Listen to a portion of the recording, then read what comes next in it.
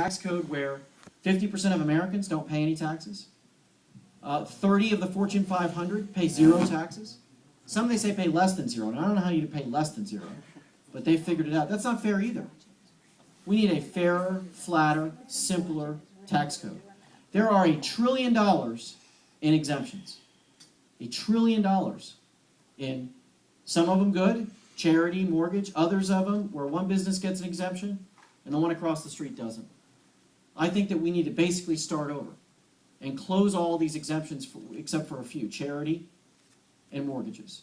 And maybe phase the mortgage one out over time. We have to think about that because Florida is a state that's dependent upon real estate, but we got to think about it.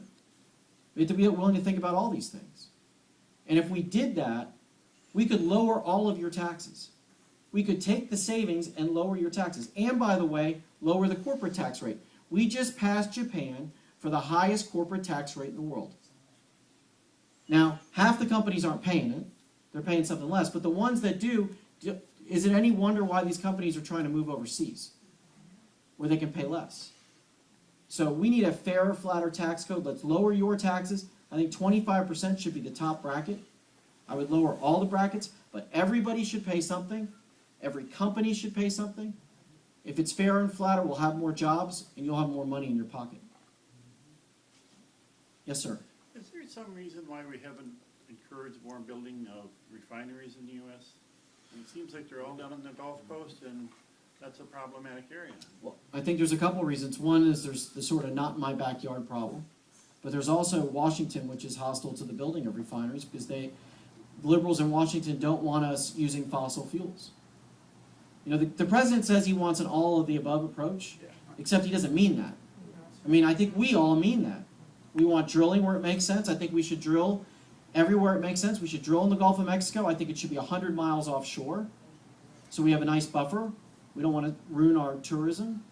No one wants to look at an oil derrick off our beaches in Florida, but we should take advantage of our own resources, drill in Anwar up in Alaska. We should be building more nuclear power plants. We invented this technology. We haven't built a new power plant in 25 years. The French, I guess I can't be too critical of a last name like LeMieux, but the French, 85% of their electricity from nuclear power. They don't worry about taking their refuge and putting it in Yucca Mountain, which we can't even figure out how to do that. They recycle the spent fuel rods, 95% recyclable. And then they use them again. They're now exporting energy. Why in the world aren't we doing that? Why in the world are we not taking advantage of this natural gas? T. Boone Pickens says if you put all of our long-haul trucks on natural gas, basically the big semis, reduce our dependency on foreign oil by 1/3. We send $300 billion a year overseas to people who don't share our values. Generals and admirals have told me that we're fighting both sides in the war on terror. So we've got to do a better job on our energy policy. I'm going to take one more question.